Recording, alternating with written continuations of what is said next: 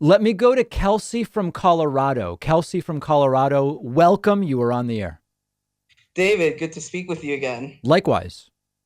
Hey, so I was thinking about this, and I kind of wanted to get your opinion. I just watched your video on uh, conspiracy theorists, and I thought it was fascinating.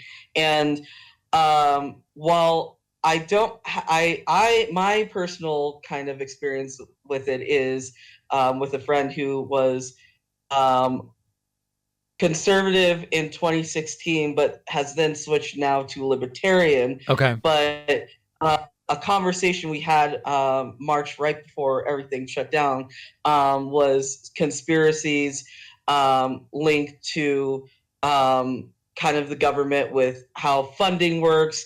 I know a lot of our stuff with states' rights, with in terms of libertarianism, went in there, and um, especially, and then when the pandemic hit, it became a, well, we're getting microchipped once this is, we get a vaccine, or, well, the government just forced to stay in and we have to be, enclosed, but, I'm going to go partying.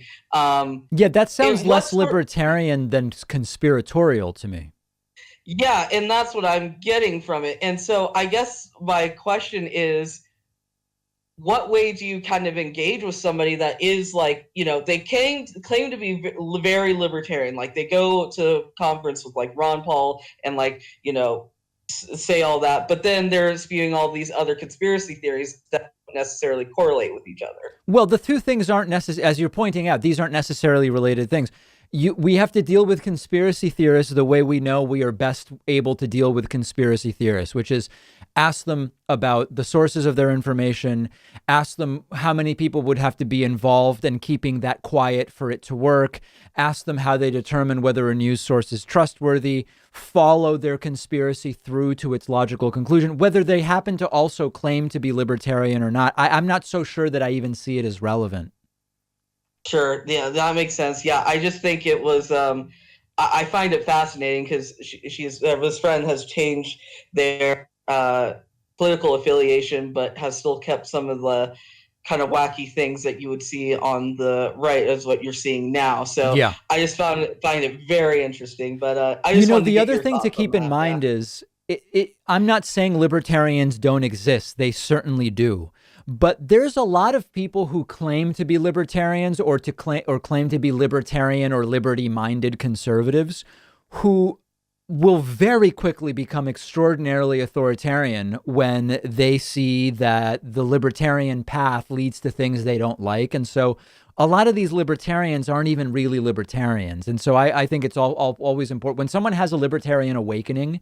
Some people really do, but some people don't. They just found a label that they prefer while still being very authoritarian.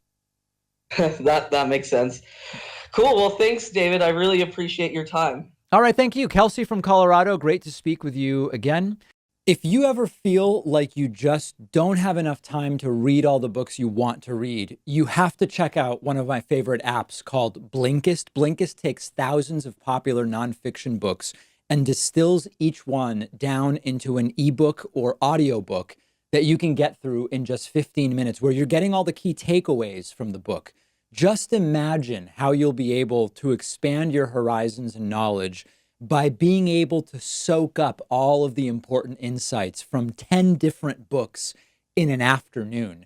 Obviously, it's perfect for exposing yourself to a new book you otherwise wouldn't have time for, or you can use it to revisit a book you've already read, or use it to preview a book before you buy the full version and read it. I recently read A Brief History of Time, of course, by the great Stephen Hawking. This is a book that I have been aware of for so long, and other things got in the way, and it was fantastic to check it out on Blinkist. Blinkist has books on politics, philosophy, science. They have 27 different nonfiction categories, and a subscription is only about $8 a month, and you get the entire library. But you can try it totally free and get 25% off a subscription when you go to Blinkist.com/Pakman. I've put the link right underneath this video.